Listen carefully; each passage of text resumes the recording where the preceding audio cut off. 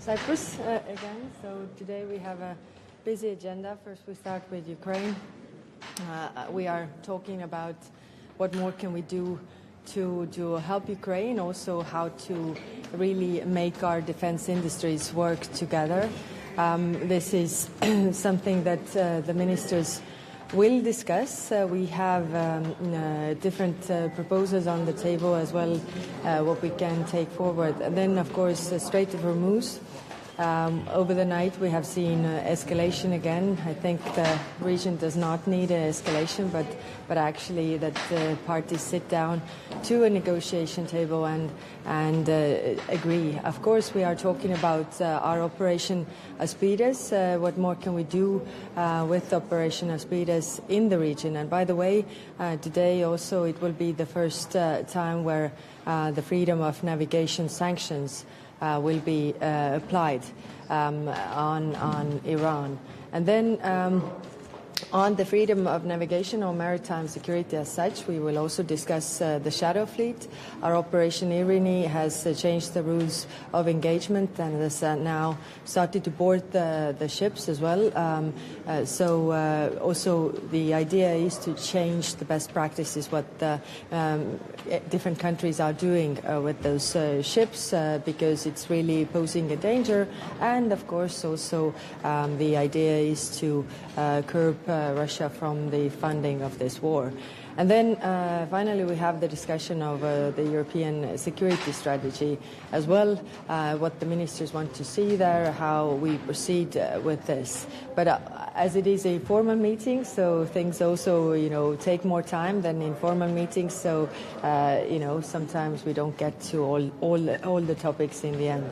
I want to say a few words on Armenia. I think the turnout was really good, and of course the votes are being counted, but it looks like now that Armenia's people, although under heavy Russian pressure, still chose to have a European future, which is a good thing. And of course, we are trying to help them as much as possible also on their future reforms. Thank you. High Representative, what do you make of the uncovering of Ireland providing such huge amounts of alumina to Russia? I mean, it's not under sanctions, but do you think this is something you should talk about with member states? It's really been quite shocking.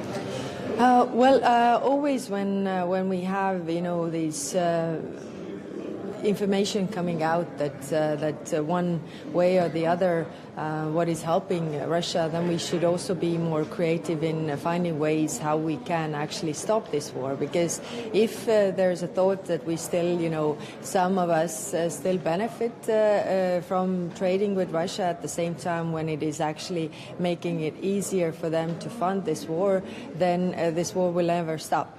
That's why, the focus of our sanctions has been to really, get the funding of the war to other places so that they can't really continue with this, because wars also end when aggressors run out of money. But does the Irish government have a moral responsibility to look at stopping this trade? It is not under sanctions. That is very true. I think it's more what we should look into. Maybe we should put also sanctions if it is helping Russia that much on funding this war.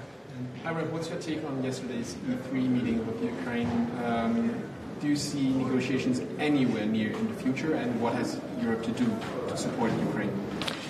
We have to make everything so that Russia and Ukraine will talk to each other, because eventually they have to agree. At the same time, we have to keep our core European interests also in mind, because there are also some issues that are concerning us when it comes to sanctions relief, when it comes to unfreezing of the assets, and for that we also need to see some European core security interests respected. And in those 5 points that the E3 was also putting forward, the European core security interests are mentioned. I recall that last week we had the discussion with the foreign ministers. What are these core interests? What are our asks for Russia? So I hope that these are all taken into account. Do you see any willingness on the Russian side to go into negotiations?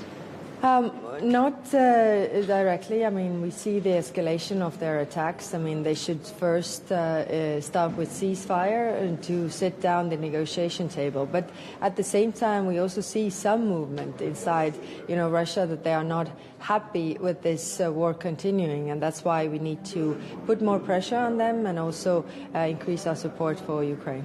However, but shouldn't also be the European Union be more involved in these negotiations for potential peace talks? Because now, more and more, there's the E3 meeting taking place as yesterday, but shouldn't the EU and more member states be more involved? As I said, last week we had a discussion with the 27 member states, which was on the substance of preparing, negotiations. What are our asks? Whoever talks to the Russians, I think this is more substantial. Whoever then goes to talk to them has to also put these concessions and asks on the table. I think this is important. At the same time, I also feel that the Russians are not really there yet, so that's why we also need to have more strategic patience, that we are not the demandeurs, but actually Russia needs to talk to us because they also want to end this war, and let's start with ceasefire. How much progress are you making on the EU's anti-drone capabilities? We've seen the drone explode in the port just since we've seen you last. We are working on this, and of course also hand in hand with NATO, to increase these capabilities. And actually today the discussions will also be about the Ukrainian defense industry incorporating with European industry, because they have the knowledge when it comes to the drones, and we should not invent a bicycle. So we are really trying to push this forward to also use the funding that we have currently on the table. Okay. One more question on Middle East. After yesterday night, a ceasefire seems even more unlikely, at least for the moment. Is the European Union now just doomed to wait for a ceasefire, or are you considering to bring something more in terms of support also for the US?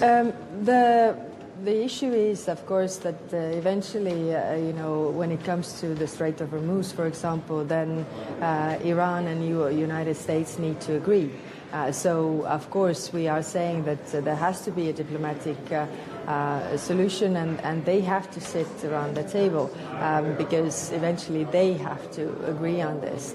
Of course, we can help with, after the ceasefire, also the escorting of the ships, and we will discuss this today. But the first point is really the ceasefire. Of course, we are in touch with both parties to really give them this message that ceasefire is very much weighted. I mean, stopping this war right now, opening the Strait of Hormuz, and then using the time for longer discussions when it comes to the more difficult topics like nuclear, but other critical issues that are there.